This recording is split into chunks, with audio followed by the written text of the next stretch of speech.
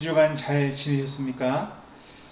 함께 예배 드리는 분들에게 이런 축복을 했으면 좋겠습니다. 마음을 담아서 하나님은 당신을 사랑하십니다. 하나님은 당신을 사랑하십니다. 하나님은 당신을 축복하기 원하십니다. 하나님은 당신을 축복하기 원하십니다. 아멘. 여러분, 이사야 말씀을 우리가 묵상하고 있는데요. 이사야 말씀 전반부는 부정적인 이야기를 담고 있습니다. 하지만 후반부에는 긍정적인 희망의 메시지를 전하고 있습니다. 앞부분은 하나님을 배신한 백성들에 대한 고발과 그들에 대한 심판을 언급한다면, 뒷부분은 그럼에도 불구하고 다시 구원하시는 하나님에 대한 말씀을 전하고 있습니다. 후반부의 특징 중에 하나는 하나님의 종에 대한 노래가 나온다는 거예요. 고난당하는 여호와의 종에 대한 말씀이 있다는 것이죠. 첫 번째 종의 노래는 42장에 나옵니다. 상한 갈대를 꺾지 아니하며 등불을 끄지 아니하고 이방의 정의를 베푸는 하나님의 종, 그 종에 대한 말씀이 첫 번째 여호와의 종의 노래입니다. 두 번째 종의 노래는 49장에 나오는데 1절부터 7절까지 나오죠. 그 종을 하나님께서 이방의 빛으로 삼아 하나님의 구원을 땅끝까지 전하게 하겠다. 이 내용이 49장에 나오는 것입니다. 종된 자를 하나님께서 높이시는데 왕들이 보고 일어나서 고관들이 그 종을 보고 경배할 것이다. 이런 말씀이 나와 있죠. 그는 하나님께서 택한 자다. 이런 말씀이 두 번째 여호와의 종의 노래입니다. 세 번째 종의 노래는 우리가 목요일날 묵상한 말씀인데요. 50장에 나오죠. 학자들의 귀와 학자들의 혀를 가지고 하나님의 말씀을 전하는 종의 노래이죠. 그는 하나님의 뜻대로 그렇게 했지만, 하나님의 말씀을 듣고 하나님의 말씀을 가르쳤지만 그에게 돌아오는 것은 핍박이요 그에게 돌아오는 것은 고난뿐이었습니다. 하지만 그는 얼굴을 단단하게 하고 차돌처럼 강하게 하여 하나님께서 원하시는 그 일을 끝까지 수행을 했습니다. 이것이 세 번째 여호와의 종의 노래예요. 마지막 네 번째 종의 노래는 오늘 본문에 해당됩니다. 오늘 본문에 해당되는 여호와의 종의 노래는 우리가 잘 알고 있는 말씀이죠. 오늘 본문에는 두 개의 시선이 나와요. 오늘 본문에는 두 개의 시선이 나타납니다. 하나는 사람들의 시선이고요. 나머지 하나는 하나님의 시선입니다. 사람들의 눈과 하나님의 눈이 고난당하는 한 사람을 바라보고 있습니다. 고난당하는 하나님의 종을 바라보고 있습니다. 전혀 다른 관점으로 한 사람을 보고 있는데 함께 살펴보죠. 1절부터 9절까지는 사람의 관점으로, 우리의 관점으로 그 종에 대해서 말하고 있습니다. 1절부터 3절까지의 말씀을 같이 한번 읽어보겠습니다. 우리가 전하는 것을 누가 믿었느냐? 여호와의 팔이 누구에게 나타났느냐? 그는 주 앞에서 자라나기를 연한 순 같고 마른 땅에서 나온 뿌리 같아서 고운 모양도 없고 풍채도 없은즉 우리가 보기에 흠모할 만한 아름다운 것이 없도다. 그는 멸시를 받아 사람들에게 버림을 받았으며 강고를 많이 겪었으며 질고를 아는 자라. 마치 사람들이 그에게서 얼굴을 가리는 것 같이 멸시를 당하였고 우리도 그를 귀히 여기지 아니하였도다. 아멘. 한 사람이 묘사가 되고 있죠. 그는 앞에서 말한 하나님의 종이 분명합니다. 그는 어떤 모습이라고 말합니까? 아주 초라한 모습.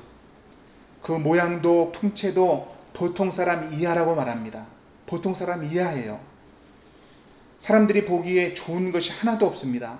아름다운 것이 하나도 없다고 말합니다. 그래서 사람들에게 멸시를 받았고 버림을 받았고 고생을 많이 겪게 됩니다. 사람들은 그에게서 얼굴을 가리며 피하죠. 이런 행동은 약하고 약한 사람을 멸시하는 다른 행동의 표현입니다. 그들은 못 볼 것을 본 것처럼 그를 멀리했고 그 누구도 그를 귀하게 여기지 않았습니다. 여러분, 혹시 고생한 사람의 손, 고생한 사람의 얼굴을 가까이에서 본 적이 있으십니까? 저는 가까운 지인 중에는 없습니다만은 하나님께서 만나게 하시고 깨닫게 한 적이 몇 번 있습니다. 어느 날 밤, 어느 겨울밤이었어요. 사역을 마치고 바삐 집으로 돌아가는 때였습니다. KTX를 타고 다시 버스를 타려고 하는 그 시점에 한 분을 만나게 돼요. 그날따라 바람도 불고 엄청 추웠습니다. 사람들이 거의 다니지 않는 한밤중이었습니다. 버스 정류장 앞에서 한 할머니가 계셨는데 나물등을 팔고 계셨습니다. 하나님의 감동이 있어서 가까이 갔어요. 그리고 그분이 팔고 있는 물건을 샀습니다. 그래서 가까이 가서 할머니의 모습을 봤는데 너무 초라한 거예요. 멀리서 볼 때하고는 전혀 틀린, 등은 굽었고 아주 얇은 옷을 입고 있었습니다.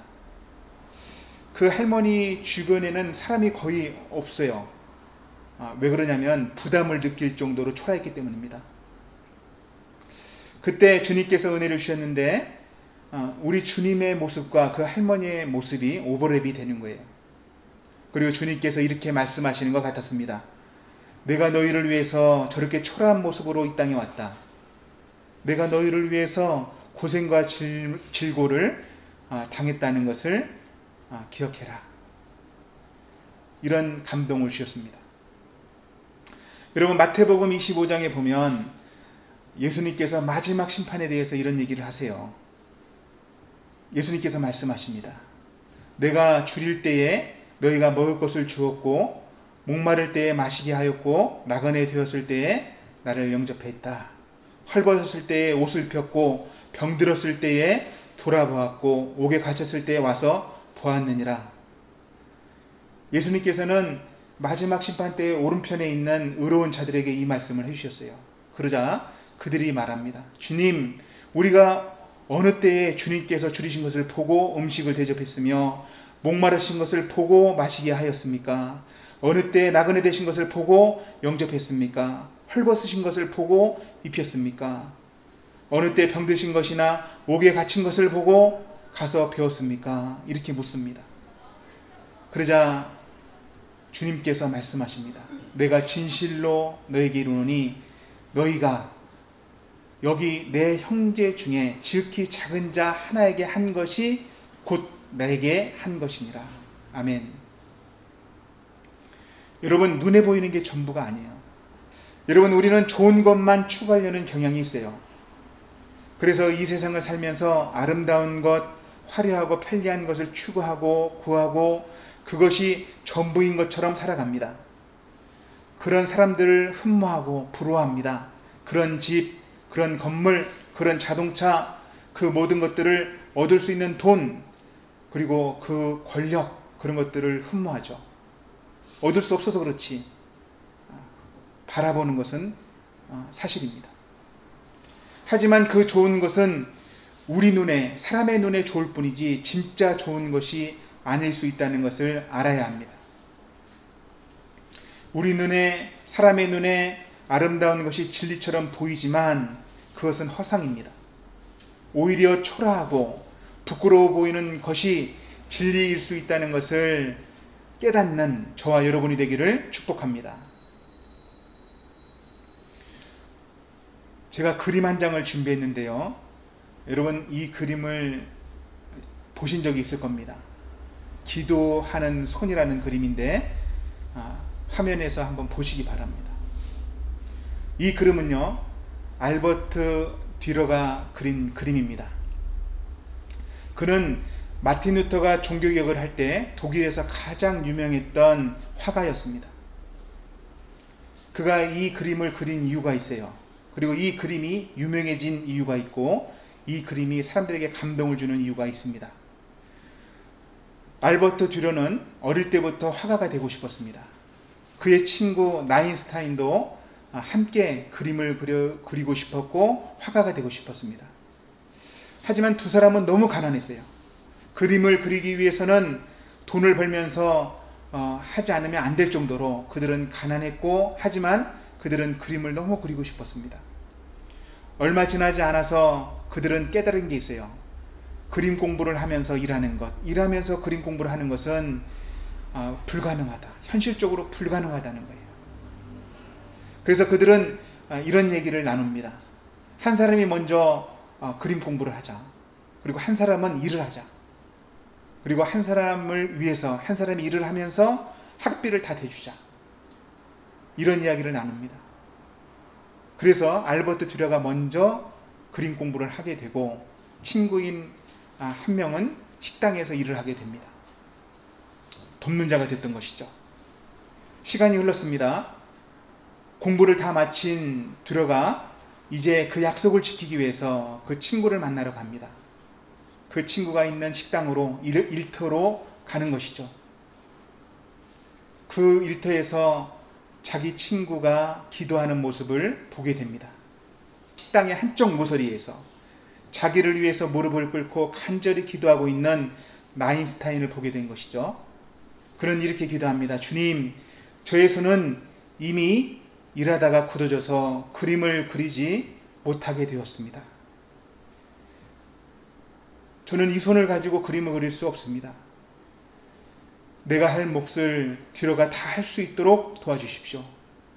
주님의 영광을 위해서 아름다운 그림을 그릴 수 있도록 은혜를 주십시오. 이렇게 기도합니다.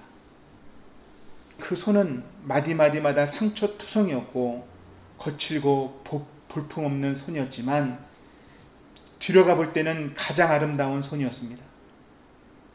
자기를 위해서 희생한 그 손은 세상의 어떤 아름다운 손보다 귀한 것이었죠. 듀라는 그 순간 정성스럽게 스케치를 해서 기도하는 손이라는 유명한 그림을 그리게 된 것입니다. 다른 사람을 위해서 희생한 그 초라하고 볼품없는 손이 아름다운 손이 된 것이죠. 그 손이 가장 아름다운 기도의 손이 된 것입니다.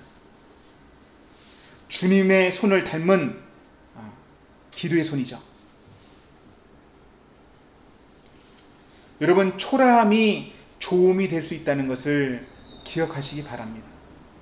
이제 말씀으로 돌아가 초라한 하나님의 종이 멸시와 고난을 당하는 이유가 무엇인지 살펴보겠습니다. 4절 말씀을 같이 한번 읽어봅니다.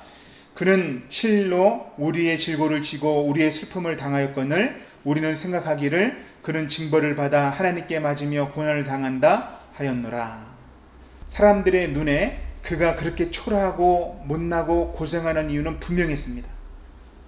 그것은 무엇인가 하면 하나님께 잘못을 했기 때문에 징벌을 받는 것이요, 하나님께 무언가 잘못을 했기 때문에 고난을 당한다 생각한 것입니다. 그래서 사람들은 그를 더욱 무시했고 모욕하고 싫어했습니다. 하지만 이것은 진리가 아니죠. 이것은 사람들의 착각일 뿐입니다. 그가 고난을 당하는 이유는 따로 있다고 말씀합니다. 5절 6절 말씀을 같이 읽어봅니다. 그가 찔림은 우리의 허물 때문이요 그가 상함은 우리의 죄악 때문이라. 그가 징계를 받음으로 우리는 평화를 누리고 그가 채찍을 맞음으로 우리는 나음을 받았도다. 우리는 다 양 같아서 그릇 행하여 각기 제 길로 갔거늘 여호와께서는 우리 모두의 죄악을 그에게 담당시키셨도다. 아멘. 하나님의 종이 당하는 고난, 찔림, 상함이 무엇 때문입니까? 하나님께서는 우리의 허물, 사람들의 죄악 때문이라고 말씀합니다. 사람들의 모든 죄악, 우리의 모든 죄악을 그에게 담당시킨 것이라고 말씀하시는 것이죠. 다른 사람을 위해 희생한 것이라고 알려주고는 것입니다. 여러분, 우리는 이것을 기억해야 돼요. 벌써 이것을 잊고 살아가는 것은 아닙니까? 잊고 살아가는 그 모습은 마치 앞에서 말했던 듀라가 자기를 위해서 희생한 친구의 손, 친구의 희생을 잊어버리고 자기 잘난 맛에, 그림을 뽐내는 맛에 사는 것과 같은 것입니다. 추한 것이죠.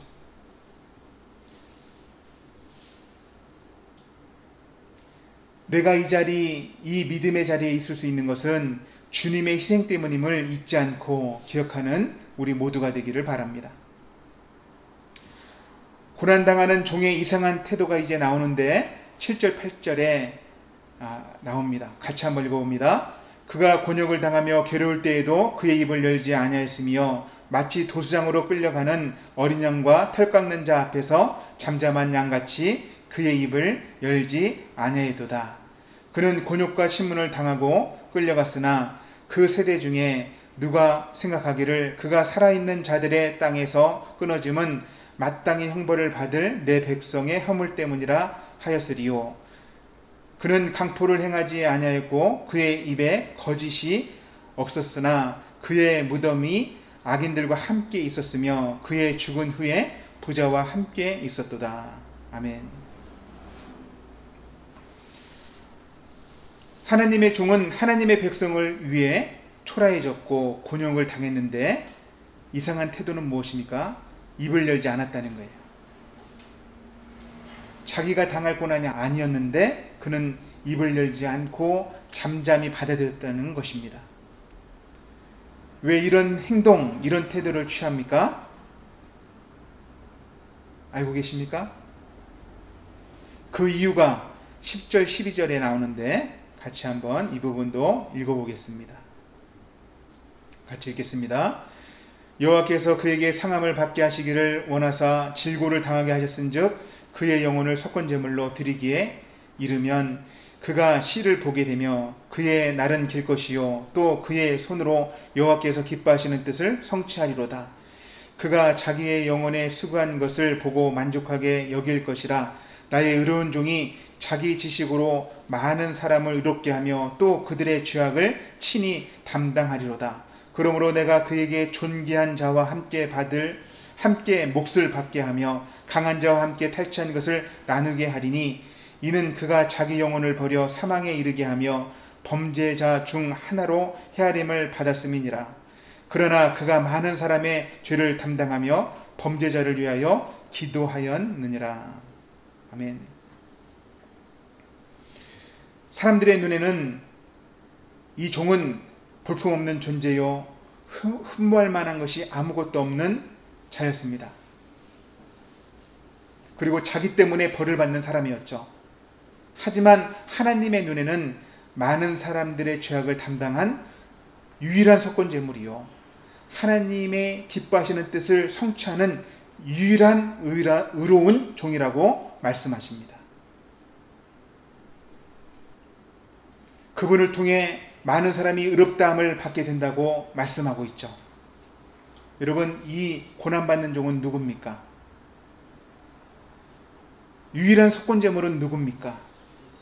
하나님의 기뻐하시는 뜻을 성취하는 이분은 누굽니까? 이분은 우리 주 예수 그리스도인 줄 믿으시기 바랍니다.